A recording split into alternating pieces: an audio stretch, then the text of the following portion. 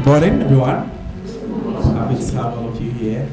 So in this session, we want to engage with the consortium partners to better understand what this whole Young and Safe project is about, and then know more about the activities they'll be running, the costs of the program, and most importantly, how all of us who are here, especially young people, how we can be part of it so that we all benefit from this project. So that's basically what our session will be about.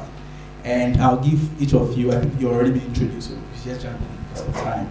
So the first question I want to find out from the partners, and anyone of you can start. Basically, I want to find out, I think I should start with LoveAid, really to understand what is the rationale behind this whole program. And I'm really curious how you put together this partner, because there are a lot of organizations, in your youth-related organizations who, why did you go with G.E.S, non-NYA and all that? So just tell us a bit more about that. All right. Like the name of the project says, Young and Safe. We are looking at young people and we are looking at creating an environment that safeguards their health, their well-being, their participation in city governance and all that. And so we are looking at bringing Ho to a place where it is a youth-friendly city. We want Ho to be a place where young people have access to all the basic resources and opportunities that they need to grow, so that young people don't have to move from here to the bigger cities in search of greener pastures. We want to bring the greener pastures to Ho, and so that is what we are working on. And about selecting our partners, I think the Young and Safe project is looking at 3 areas. We are looking at mental health and well-being, so mental health, reproductive health. We are looking at innovation and technology. We are looking at safe spaces for discovery. We're also looking at youth participation in city governance. And so all of these people on the consortium have specific roles to play in each of these areas. And so for G.E.S, for instance, we are dealing with young people within the ages of 13 to 23. And most of these young people are within the schools, so from basic schools to tertiary. And so G.E.S is giving us access. They're going to give us guidance, the right procedures, the insights into designing programs that are well suited for young people within that scope. And LoveAid is known to have been working, advocating for gender equality, for mental and reproductive health rights. And so they're going to play key roles in achieving the health and well-being that we want to achieve in the Young and Safe. And for the Municipal Assembly, yes, it is a city project. We can't do it without them. And so they are going to help us. We want to have more voices of young people represented in the local government. And so the Municipal Assembly is going to be helping us doing capacity building and all that. And that is why we have them. Aside their professional expertise, all of these people are passionate about young people, and they are really, really passionate about the Young and Safe project. So I foresee us doing great things together with them. Thank you very much. I'm sure there are other partners who we're working with along the line who may not be directly part of the consortium. If you have some of them you want to share with us.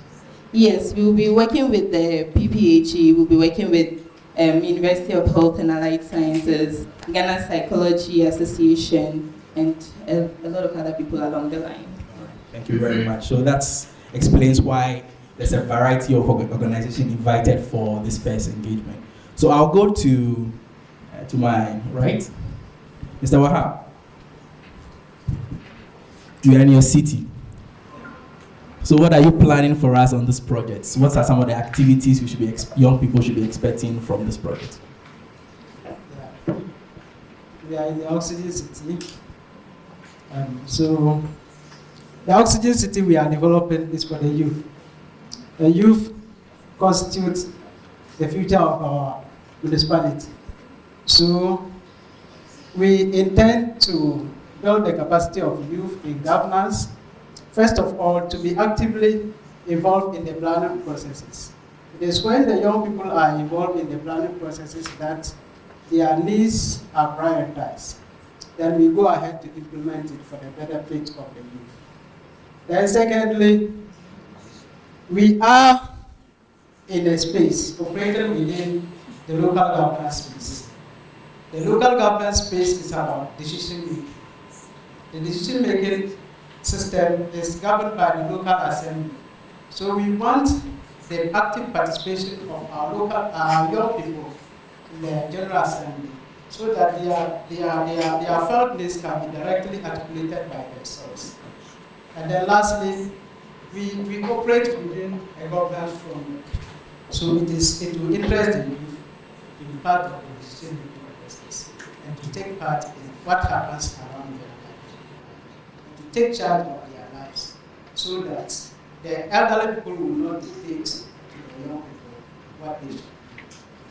Thank you very much. Thank you very much.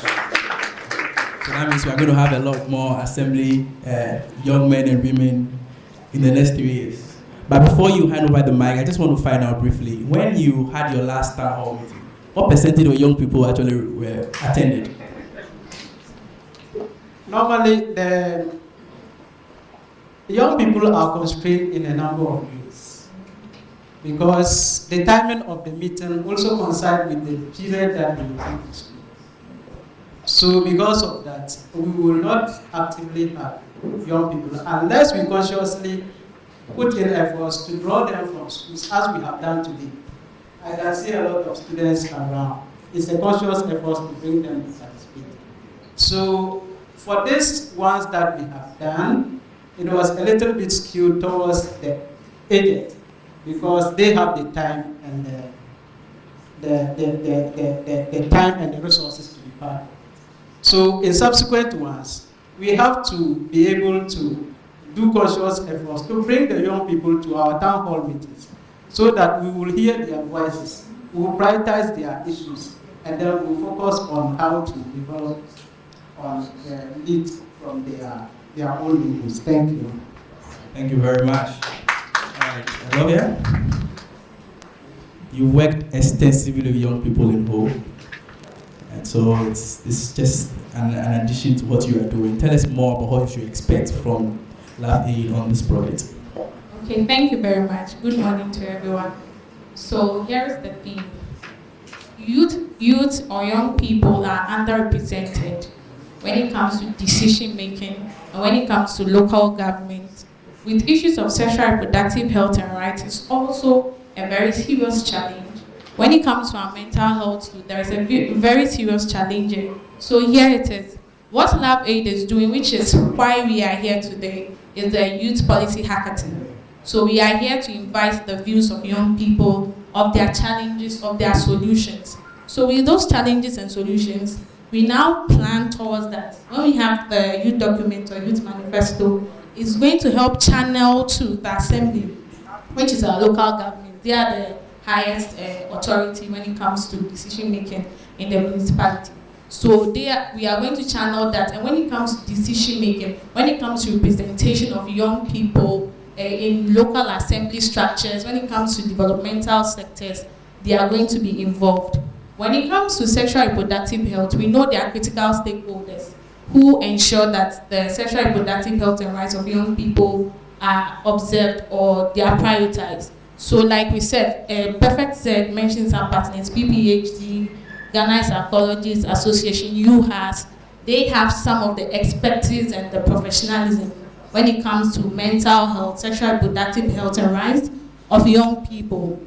So what LoveAid is going to do is to also engage them with partner for mental health, sexual reproductive health boot camps to ensure that we are also, as young people, involved in the process. And when it comes to the development, we own it ourselves. We're also going to have the youth radio shows to invite the inputs of young people in regards to city governance. What are some of the challenges? How do we address some of these challenges? And at the end of the day, it ensures our sustainable development. Yeah, thank you. I had a radio show. Yeah. Okay, so I identify a young man who walked in here.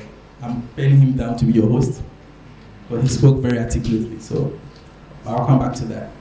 Mr. Elvis, all right. When I was way younger, there used to be Fun World. Okay, if you don't know about Fun World, that means I'm so old. Well, That used to be one of the events we always looked up to when schooling, Maui schooling. Are you bringing that back in your projects? Tell us more about your projects. Right. So, as we know, the focus for this project are young people between the ages of 13 and 25. And majority of this category of people are in schools that the Ghana Education Service has direct oversight over. Hence, our role on this project is to create activities that will excite their creativity.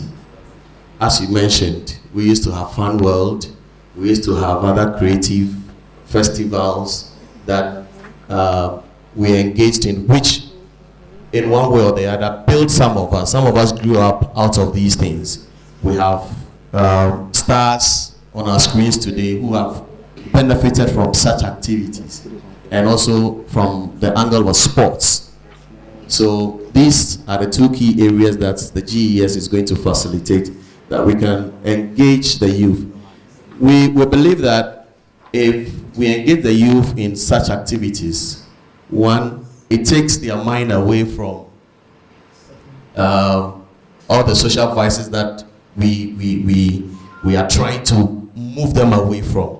It is by engaging them. The Bible says that the devil finds work for the idle hands. So when we create these activities and we engage the kids, then we are focusing their mind onto creating a future for themselves, other than just leaving them to do whatever they want to do. So this is what the GES is going to be engaged in on this project, and also because the kids fall directly under our oversight, it's much easier for us on this project to engage them on that level. Thank you very much. We expect that at the end of the training, we have trained and employed a number of young people in tech jobs, and over the 3 years of the project, we also expect to do the youth app, the Youth Power app. And so we want this project to reach as many people as possible. And the youth app would help us to do that. And so we have resources on there that they can engage with. So we are looking at employment and increasing the capacity of young people when it comes to tech and innovation. Thank you. So at the end of the 3-year period, we want to see an active participation of our young people. And also we want to see our young people making healthy choices when it comes to relationship, when it comes to issues of our sexuality. We want to see our young people assertive, a lady able to say yes and no, knowing that it is yes and no. A guy able to say yes and no, knowing that it's yes and no because it's based on the decisions they are making.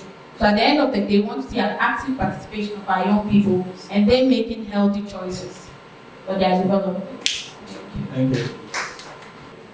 We want a proportion of the youth to represent us in the municipal assembly. But one literacy we want to leave behind with this project is a youth-friendly park. We want to develop a youth-friendly park that young people will feel free and safe to play in. That young people will love to always spend their time here. And so that is the legacy we want to leave in this project. Thank you. Thank you very much. So if you have any questions or comments, you have a few minutes to do that before we move. My name is Richard. I'm from West Africa. So my question goes to G.E.S. So I want to ask, now that we have the trimesters for the SHS, how best do you put them together in terms of sports activity you talk about? Right, so the question about the calendar. We all are aware what COVID-19 has done to our system. It has disrupted our activities so much. Hence, you would realize that even before this academic year began, we had a number of timetables coming up before the final one. All of this is in direction that we want to be able to go back to where we were before COVID-19 struck. So what are activities we are going to plan we are going to make sure that it fits within the academic calendar, so that we do not unduly disrupt what the national calendar is, but it will still be within the national calendar. All of this is just to be able to go back to the previous calendar that we used to know, which school starts in September. Right. So gradually, so you realize that the days of vacation are now reduced, but the ultimate idea is to be able to go back to that calendar. So whatever we do would be within the national agenda.